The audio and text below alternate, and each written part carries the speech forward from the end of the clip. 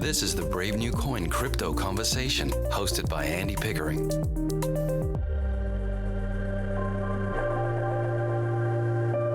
Hi everyone, Andy Pickering here. I'm your host and welcome to the Crypto Conversation, a Brave New Coin podcast where we talk to the people building the future in the Bitcoin, blockchain and cryptocurrency space. Today's podcast is brought to you by Leverage, a new fully featured decentralized futures exchange without compromise. Are you ready to trade the future of crypto today? Well, Leverage is a DEX, so you can trade with your keys and sign orders just with one click, and Leverage is fast. Yes, indeed, Leverage is powered by Gluon, a new layer 2 solution with the scalability and speed of a centralized exchange and the super low fees of a DEX. Yes, Leverage, the new exchange that combines the best features of CeFi and DeFi, so you can trade crypto spot or crypto derivatives with up to 100x leverage while maintaining control of your assets at all times. It's like William Gibson said, the future is already here, but in this case, it's evenly distributed and completely decentralized. Go to leverage.io, and Leverage is spelled Leverj.io, and trade the future of crypto today. All right, let's get on with the show. My guest today is Haseeb Awan. Haseeb is the founder of efani, a US phone service that protects against SIM swappers. Indeed, Haseeb is a cell phone security expert, and he was also the creator of the first Bitcoin ATM in the US, which I think we'll talk about today, and he has a long history of innovation in the crypto space. Hey, welcome to the show, Haseeb. Thanks, Andy, for having me on the show. There's a few things I want to talk to you about today. Number one, obviously, is SIM swapping and perhaps a broader conversation around crypto security, because it is, I think, quite timely for everyone involved in the wider ecosystem. If you are a crypto holder, you kind of do owe it to yourself to review your security practices from time to time, particularly now as the prices are tracking up again, which inevitably means that there will be more bad actors entering the space and looking for attack vectors, right? 100%. I think I've been receiving more calls than I used to in the past because the price is high now, the stakes are high, and obviously when the price money is high, people are more, people want to attack you more because now they have much more to gain. Exactly right. So just before we start to get into this, Haseeb, I think it would be good just to add a little bit of context around yourself. So firstly, I know that you've been targeted by SIM swappers yourself, but maybe just before we get into that, why don't you just briefly introduce yourself, and let's hear a little bit about your background, where you're from, where you are now, and your career path to date. Sure. So I was born in Pakistan, went to school in Canada. I'm a telecommunication engineer, and now I live in California. So I'm kind of 3 countries citizen. Now, I got into crypto purely because speculation reasons. I bought Bitcoins very early on, I think sub 100, back in 2012-13. And then it was very challenging to buy Bitcoin at that time, frankly. Kind of impossible because there was no exchanges. Like they were, but you have to send money to Mt. Gox or like sketchy exchanges across the world in a hope that they will give you Bitcoin. So that was a challenge at that time. So why don't we set up a simple method to create, to allow buy and sell of Bitcoins. And so we just set up a Bitcoin ATM. We didn't anticipate it will go a step further. But luckily our first customer was Anthony Diorio, who co-founded Ethereum. And he says, let me introduce you to a project called Ethereum. And that's how I met Vitalik before the ICO days. And frankly, after that, before we knew that, we were in multiple cities. I think we got to like 18 or 19 countries within like 15 months or something. Got into Y Combinator and things just exploded. Yeah, fantastic. Well, okay then. Since we're talking about Bitcoin ATMs, because I wanted to just cover that off as well. So maybe we should do that first, because that was sort of one of the first big things you did do in crypto, and so I think ATMs they're kind of interesting, right? Because I understand that in the early days when you were involved in setting up Bitcoin ATMs, there would really be a need for them, because as you mentioned, and particularly in the early days, it was much harder to buy a Bitcoin. But now, obviously today the fiat on ramps, particularly in countries like the US, are they're so much more widely available and easy and simple to use. So I was surprised, because I did have a little look yesterday, and I was surprised to see that there's actually more Bitcoin ATMs than ever in the US and around the world. And I think I read something. CoinRadar said yesterday that ATM installations have increased by 85%. I'm not sure if that's right. What's the use case of an ATM today compared to, why would someone use an ATM as opposed to Coinbase or Square's Cash App or something like that? I think it's similar to any, like, why do people use ATM, like regular ATMs around it? Like, I don't think so if you probably know that, but I think 55% of transactions in America are still cash based. And that's a lot of percentage of transactions. I think 22% of Americans are unbanked, like crazy number. And there's some states where the unbanked population is almost 50%.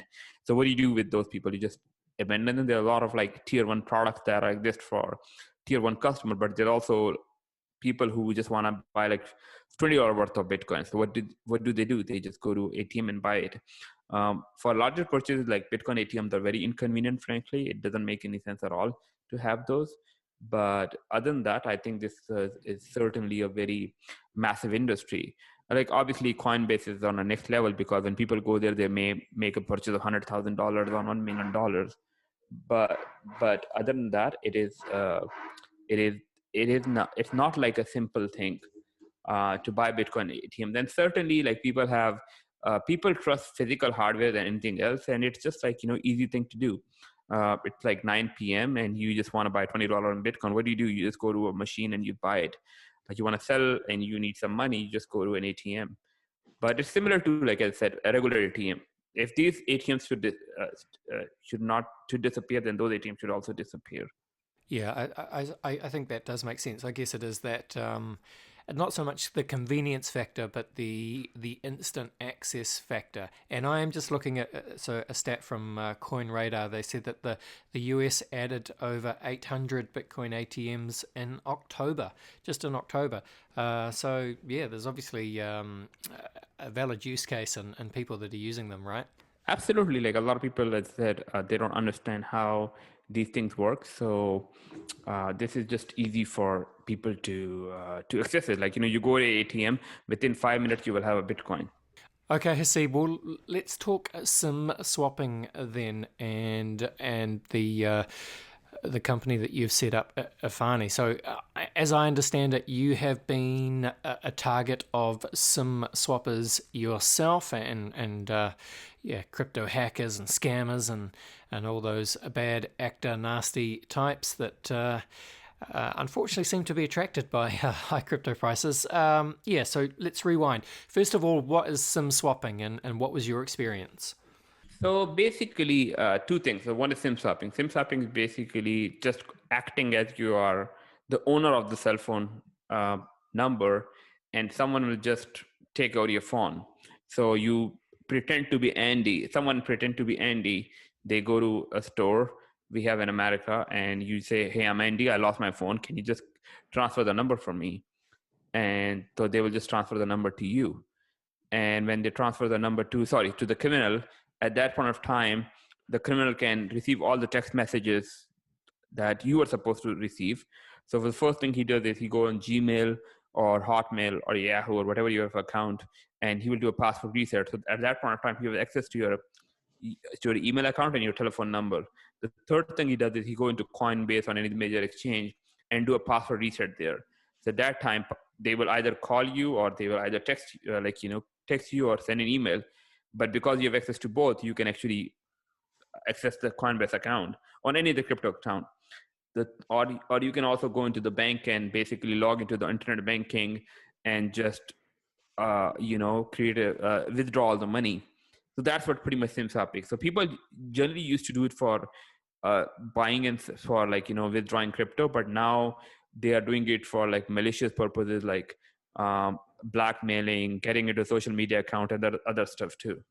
Yeah, that's right. So, and I think what people don't understand is that, SIM swapping can have very deep, serious, profound implications. If an attacker does get hold of, say, your phone account, and then they're able to reset or take control of, let's say your Gmail account, if you're a Google user, and then from there they can, potentially see all your saved passwords in Chrome, your bookmarks, your payment methods, your whatever backups or photos, things you've got in your Google Drive account. It really can be somewhat of a nightmare if an attacker gets control of your accounts in this fashion, right? Yeah, you'll be surprised what would happen. Like a lot of people are blackmailed, and so there are a lot of things that happen, right? So yeah, it does impact a lot. And what talk also, Haseeb, about the kind of people that get targeted, because I think people think, oh well, I'm just an average Joe or whatever, but that's not necessarily the case, is it? It's not the case actually. They don't discriminate, because the thing is, a lot of people who are rich, they generally have better security as well. So a lot of people who are not like a low profile, they think they're low profile, get targeted a lot too, because just they don't have any kind of security. Like I'll give you an example. If you hack me, you may be able to get to something, but you may not get something that you want, because I've already set up my system. But someone who is not literate or is not understanding, he may not have a security at all to begin with. I saw on your website it says there's a surprising statistic, and look, everyone likes a surprising statistic, but it says something like, every second, 3 Americans become a victim or at least a target of cyber criminals, but 95% of those cases go unreported. That's crazy. I know that's like that's like pretty much any crime rate. Like if you look even at you have any issue, right? It will be basically treated the same way. So I lost my laptop in California. It took like almost like 1 day for a police to arrive or do something. There's so many cases here that people do know, and especially with cybersecurity, it's very complicated, because we have like state level, we have like provincial, like city level, we have like local governments, and also like federal level. So it's so complicated that if you go to a local police station, they don't even know how to treat a cyber crime. Exactly.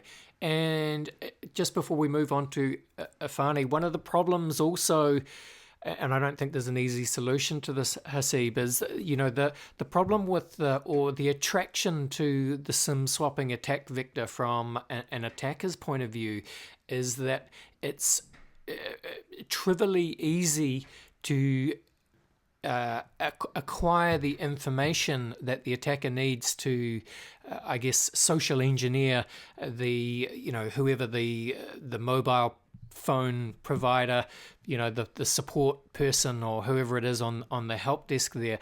Those people, for one, they're kind of probably underpaid and overworked. And if you're a talented attacker with a little bit of a skill for social engineering, it's fairly easy to talk those people around. And unfortunately, from the support desk person's point of view, they don't really have too much incentive to argue with that, the person that's trying to convince them to hand over their account, because their whole purpose is to assist that person, right? What can anything be done about that?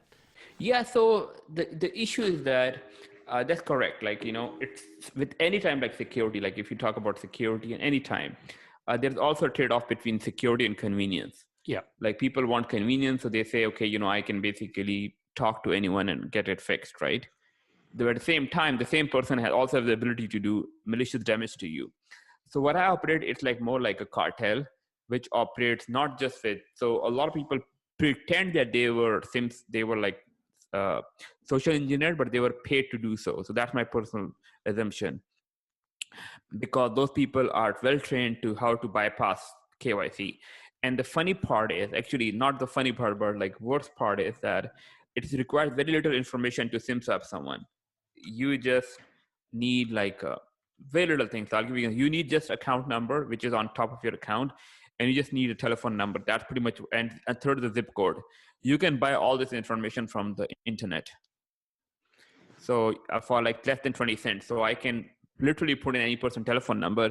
It will tell me where they live, what's their account number, social security number, can pull up their credit report and everything within like 2 minutes. Exactly. So yeah, that's kind of crazy.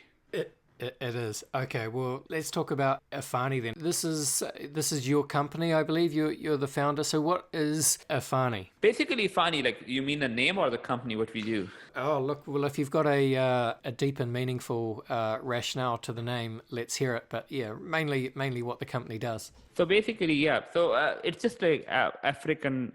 It's one of the African gods, and it means like ethics in business. Like it's a god which drives that every business should be ethical and powerful. So that's a symbol Love for that. Efani. Nice. Yeah.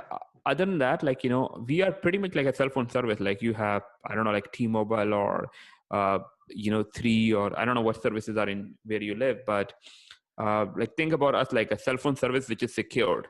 So you can have an option to go to a regular cell phone service. We use the same towers a regular carrier have, but we've added firewall on top. Or we say bulletproof. So you buy a car from a regular company, but rather than going to them, you come to us and we give you a bulletproof Toyota or bulletproof car. Yeah, you say the sentence that I'm looking at the moment says, we separate your personal information from your telephone number, and then we apply our proprietary technology to enforce 11 layers of military grade client side integrity, privacy, and authentication protection. Now, marketing aside, it sounds great from a marketing point of view, but what does that mean, Haseeb? The thing is, first of all, if data industry in America is almost a $200 billion industry, which means that people make money by selling data. So $200 billion, that's what the industry makes, which means that every customer is being sold for almost $1 per month. So Right. someone is paying for it. So I'll give you an example, Andy. If someone have a choice, if you have a choice, like think about it. If someone has to pay for the data, should it be you or should it be a criminal? Myself. Correct. So that's exactly what we say. So there's someone who's buying your data. What we say is rather than selling it to criminals, we'll buy it. We'll just say this is how much it costs, and you can just save the money, and you should pay for it. So what we do is the first stage. What we do is we disconnect your telephone number, because there are two numbers important in America. One is social security number, second is telephone. But telephone, you can even find out someone's credit score.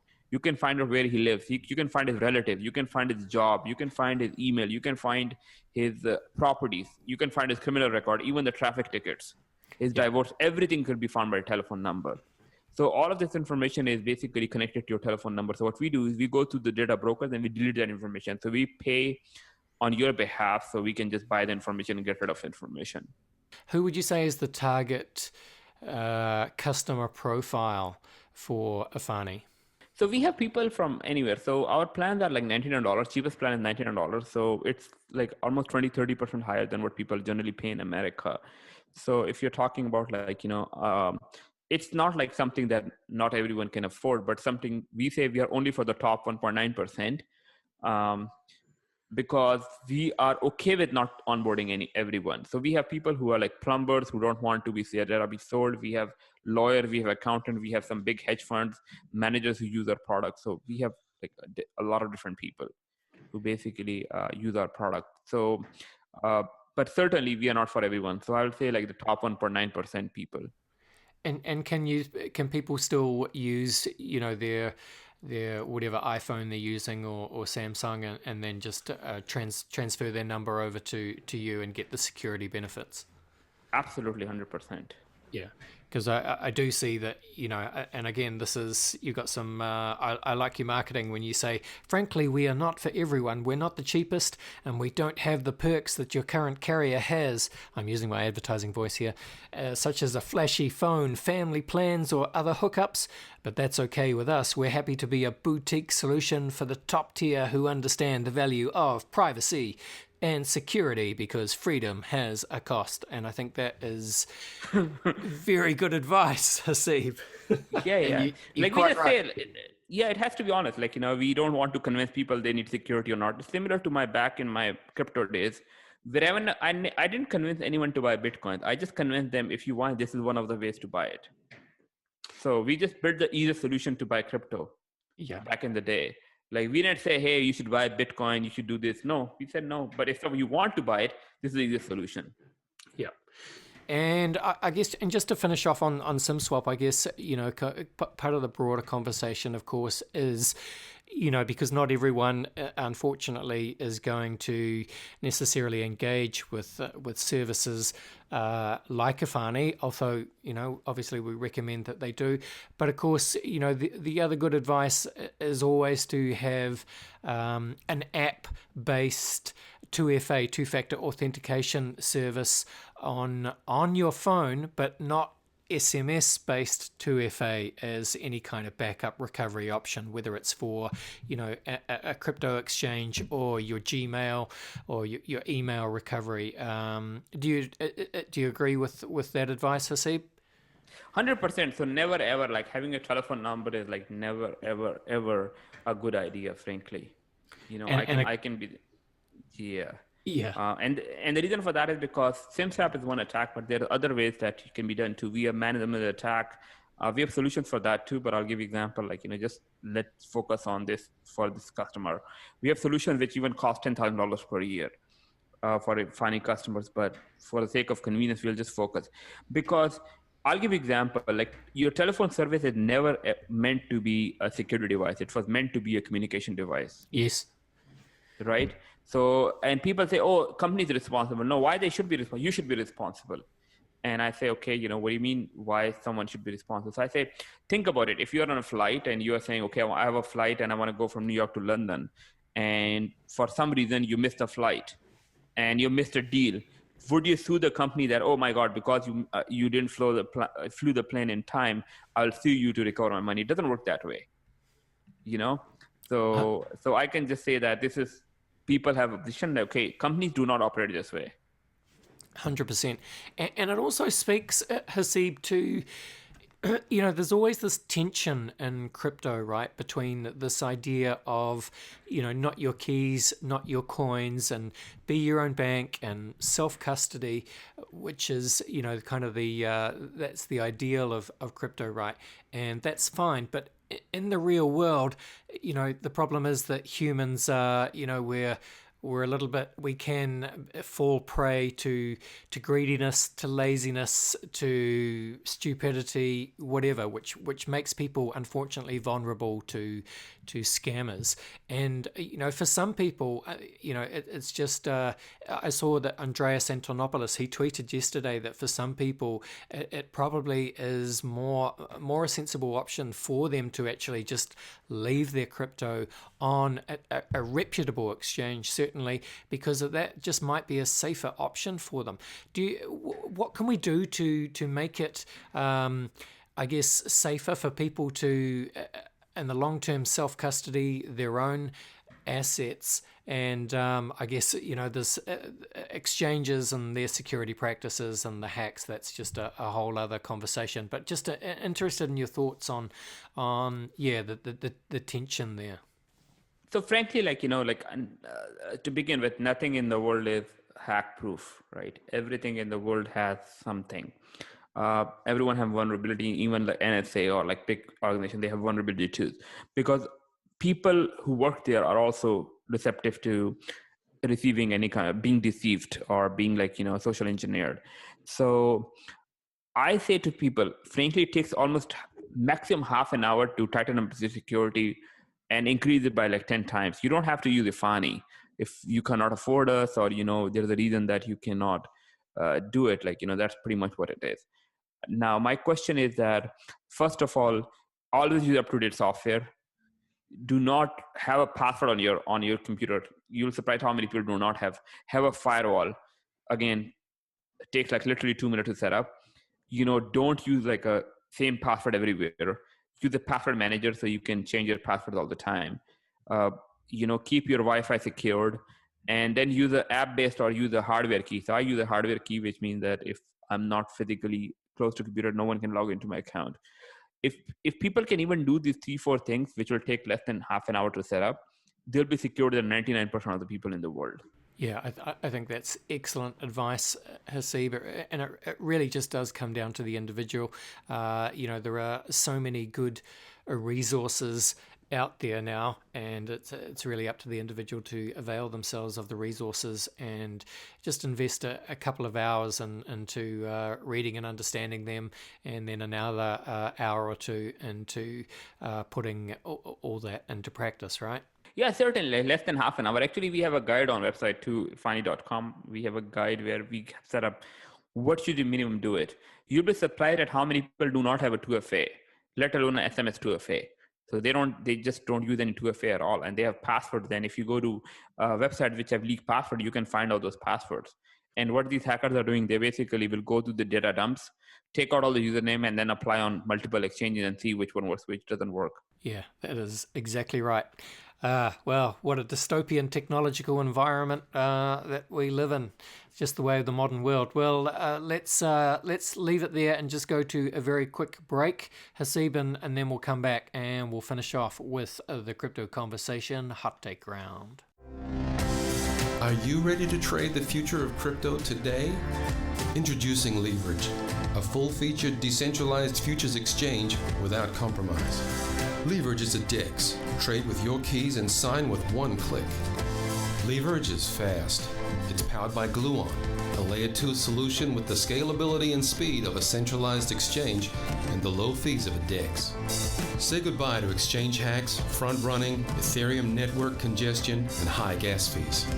Leverage, the new exchange that combines the best features of CeFi and DeFi so you can trade crypto spot and derivatives with up to 100x leverage while maintaining control of your assets at all times.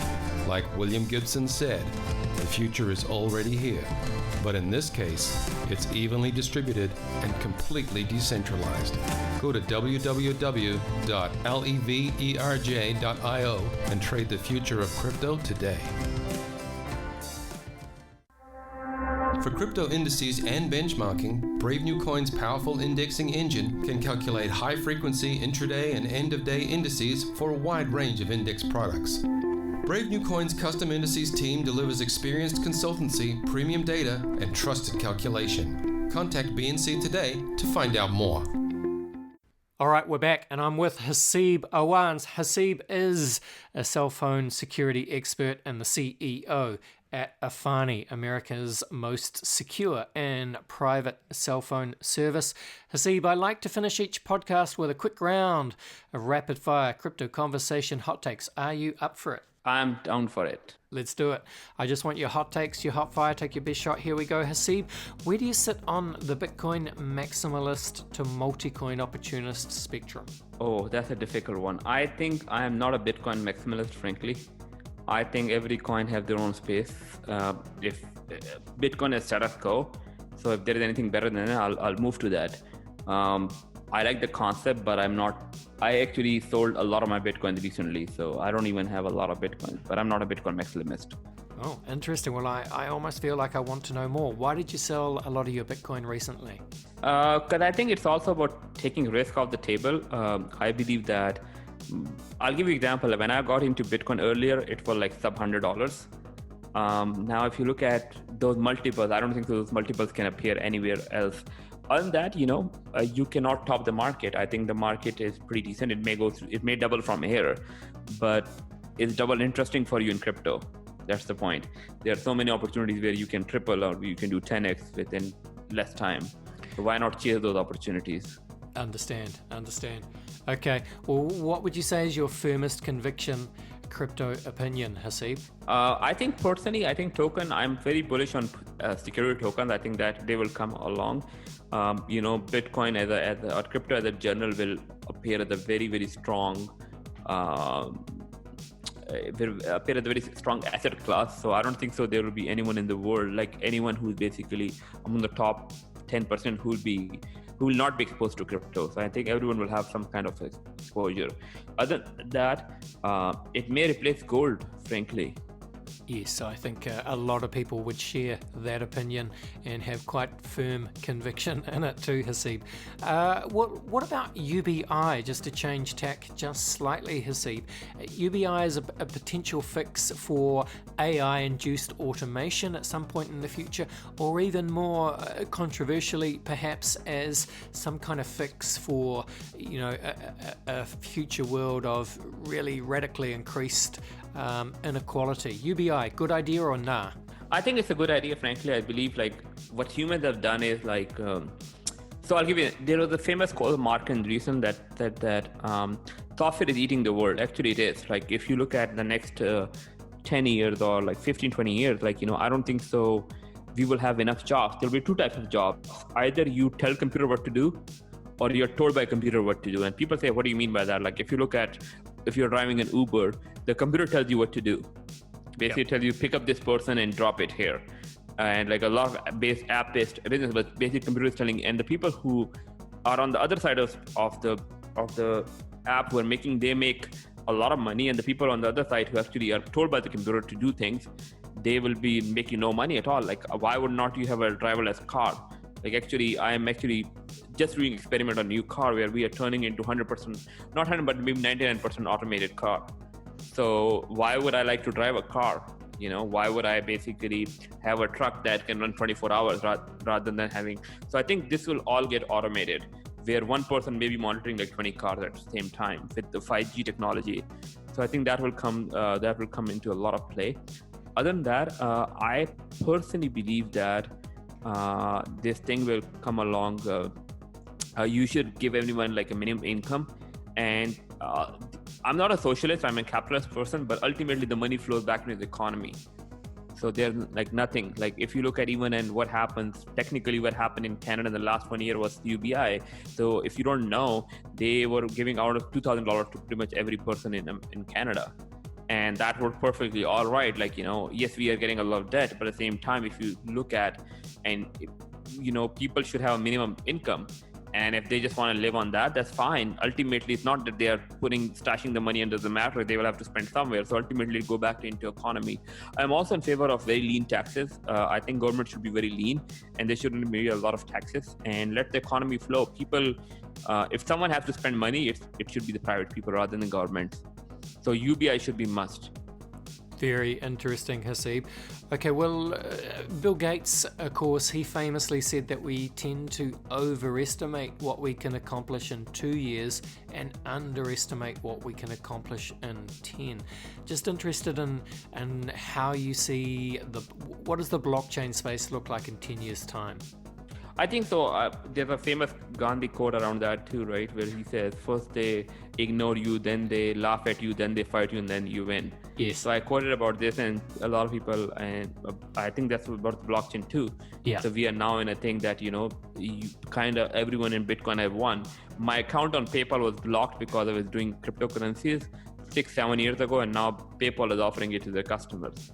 So see, this is what happened. So if you're thinking about estimating, I think I'm very bullish on entire ecosystem of digital currencies too.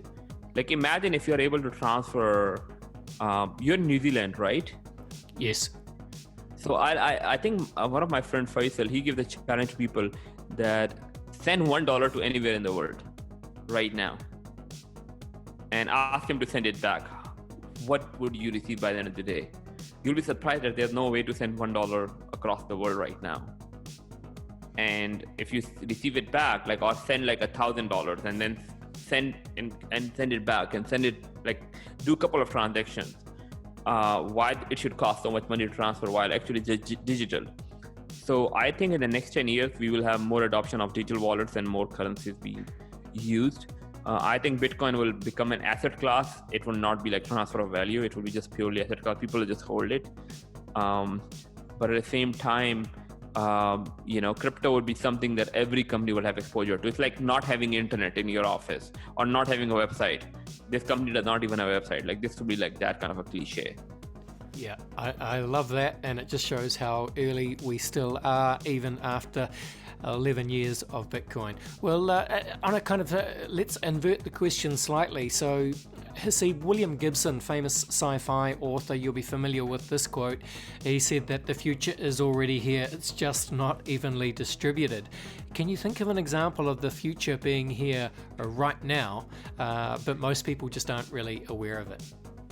I think like it's just look at the emails, right? Like I'll be surprised. You'll be surprised at how many restaurants still do not have a website, even today.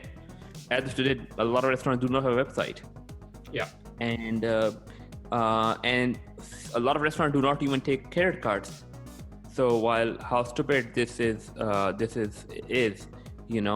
So I would just say that this is we are born in a very interesting era, where you can literally sell something in New Zealand, made in Australia, shipped from US, and you by living in India, and that wasn't possible possible before.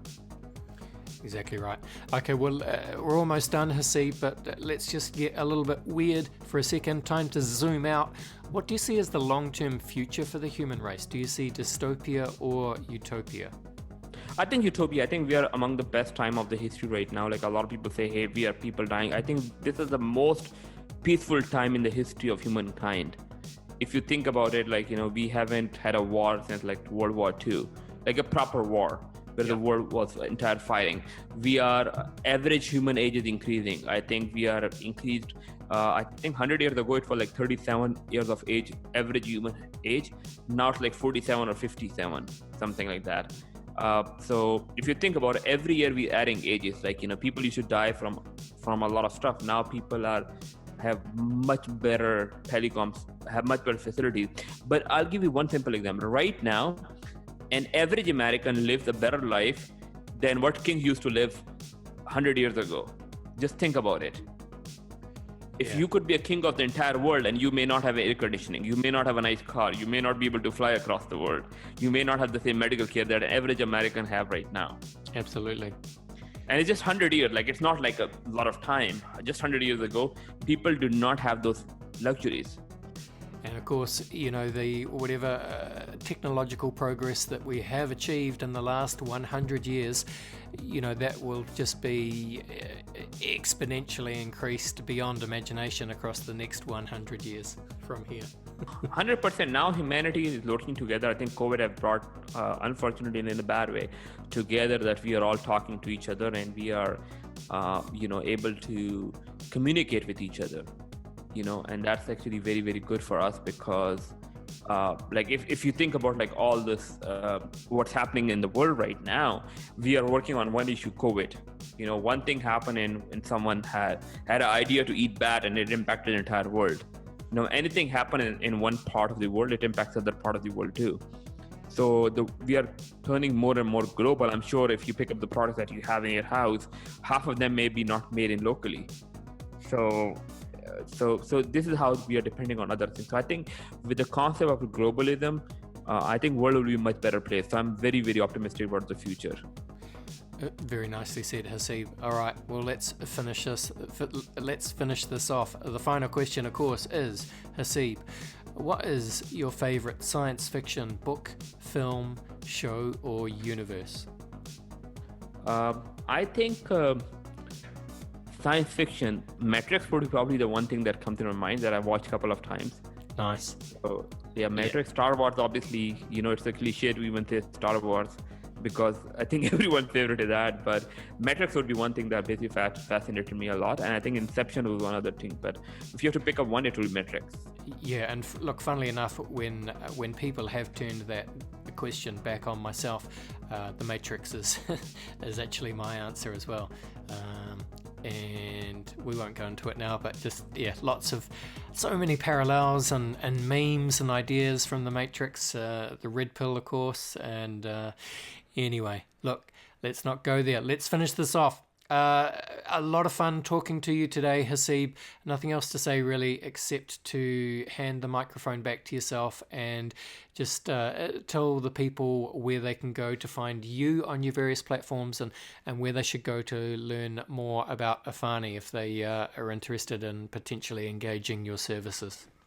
Sure. So as I said, we only work with few sector people. Our reps, and they have to be based in America. Our website is efani, efani.com.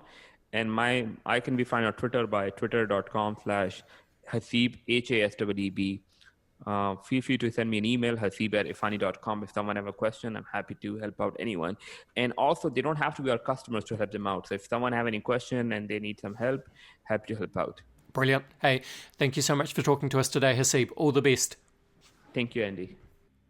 Okay, well, there you go. Thank you to Leverage for sponsoring the podcast. Leverage is a full-featured decentralized futures exchange without compromise. So if you're ready to trade the future of crypto today, Leverage is for you. It's a DEX and it's fast because it's powered by Gluon, the new Layer 2 solution that supports the scalability and speed of a centralized exchange with the low fees of a DEX. Yes, Leverage. It combines the best features of CeFi and DeFi, so you can trade crypto spot or crypto derivatives with up to 100x leverage, and you maintain control of your assets at all times. So go to Leverage, which is leverj.io,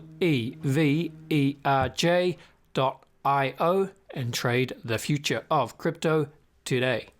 All right. That's us. We are out of here. Don't forget, if you did enjoy the show, please do feel free to give us a 5-star rating and even a nice review in Apple iTunes or the Apple Podcasts app. Would certainly appreciate that.